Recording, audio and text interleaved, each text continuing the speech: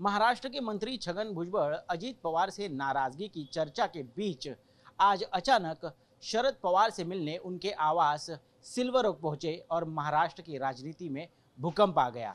जी हां, पिछले कई दिनों से छगन भुजबल अजीत पवार से नाराज होने की वजह से सुर्खियों में है। इसके कई सारे कारण भी बताए जा रहे हैं। जब राज्यसभा की सीट देनी थी तब अजीत पवार ने अपनी पत्नी सुनेत्रा पवार को चुना, ना ही कि छगन भुजबल को। साथ ही छगन भुजबल नासिक के सीट से लोकसभा चुनाव लड़ना चाहते थे, लेकिन वो सीट उन्हें नहीं मिली। इसी कारण छगन भुजबल का ओहदा पार्टी में क्या कम होता जा रहा है, ये चिंता उन्हें लगातार सता रही है। और ऐसे में जब छगन भुजबल लोकसभा चुनाव और हाल ही में हुए विधान परिषद चुनाव के बाद जब सुबह तड़के शरद पवार के घर पहुंचे, तब कई सारे कयास लगाए गए कि क्या इस नाराजगी के बीच अब अजीत पवार एनसीपी गुट के बड़े नेता छगन भुजबल शरद पवार से हाथ मिलाएंगे। लेकिन 1.5 घंटे की बैठक के बाद छगन भुजबल ने बाहर आकर खुद ये साफ किया कि उनकी और शरद पवार की 1.5 घंटे सिर्फ और सिर्फ आरक्षण पर चर्चा हुई। उन्होंने ये भी कहा कि वो मुंबई में थे, ये पता चला, इसीलिए मैं अचानक जाकर उन्हें मिल आया। हालांकि उन्हें कोई अपॉइंटमेंट नहीं दी गई थी। इसके बावजूद छगन भुजबल ने शरद पवार के घर जाकर उनकी प्रतीक्षा की, वेट किया और उसके बाद शरद पवार से मुलाकात की। छगन भुजबल ने यह भी साफ किया कि महाराष्ट्र में आरक्षण को लेकर 2 समुदाय ओबीसी और मराठा आपस में भिड़ रहे हैं। परिस्थिति इतनी गंभीर हो गई है कि जगह जगह पर लॉ एंड ऑर्डर की सिचुएशन निर्माण हो गई है।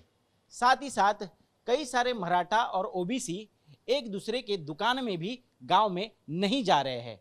अब ऐसे में क्योंकि शरद पवार महाराष्ट्र के नहीं देश के सबसे बुजुर्ग नेता है, उन्हें पहल करनी चाहिए। उन्हें इस पे हल निकालने के लिए सर्वदलीय बैठक में शामिल होना चाहिए। आपको बता दें कि 24 घंटे पहले ही इस मुलाकात के छगन भुजबल ने बारामती में अजीत पवार ने जो जन सम्मान रैली का आयोजन किया था, उस रैली में शरद पवार पर हमला बोला था। छगन भुजबल ने आरोप किया कि जो स्थिति महाराष्ट्र में निर्माण हुई है और जो 2 समुदायों में खटास पैदा हुई है, उसके लिए कहीं ना कहीं पर्दे के पीछे शरद पवार ही जिम्मेदार है और वो चाहते हैं कि इसी तरह की स्थिति बनी रहे ताकि वो उसका राजनीतिक लाभ उठा पाए।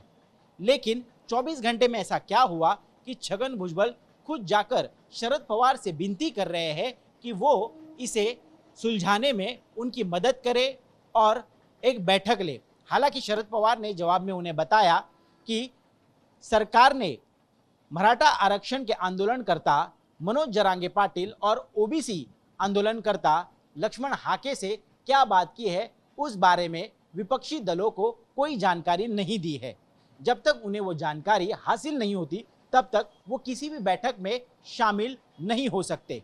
हालांकि छगन भुजबल ने आश्वस्त किया है कि खुद सीएम एकनाथ शिंदे शरद पवार से बात करेंगे और इस बारे में उन्हें पूरी जानकारी देंगे। जिसके बाद शरद पवार ने उन्हें बताया कि ठीक है, अगले 2-3 दिनों में हम इस पर फैसला लेंगे। सीएम एकनाथ शिंदे से शरद पवार खुद बात करने वाले हैं और सर्वदलीय बैठक या फिर कुछ प्रमुख नेताओं की बैठक में इसका हल निकालने की कोशिश करेंगे। लेकिन आपको बता दें कि विपक्षी दलों से अब ये कहा जा रहा है कि कहीं ना कहीं सरकार खुद ही अपने ट्रैप में फंसती जा रही है और वो इस मुद्दे को सुलझा नहीं पा रही है। इसीलिए शरद पवार जैसे आला और बुजुर्ग नेताओं को शामिल कर वो अपना ठीकरा जो है वो विपक्ष के मथे फोड़ना चाहती है और इसी के चलते अब हमें हर एक कदम सोच समझकर उठाना होगा।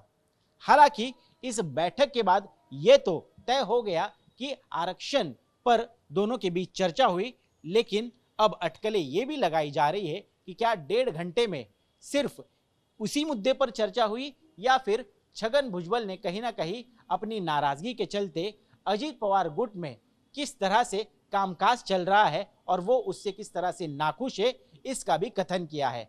आने वाले दिनों में ये देखना जरूरी होगा कि क्या आरक्षण को लेकर जो बैठक होती है शरद पवार उसमें शामिल होते हैं और साथ ही साथ खुद छगन भुजबल अपनी नाराजगी जो है वो और कितने दिनों तक इसी तरह अपने अंदर रखते हैं और उसे बाहर आने नहीं देते हैं।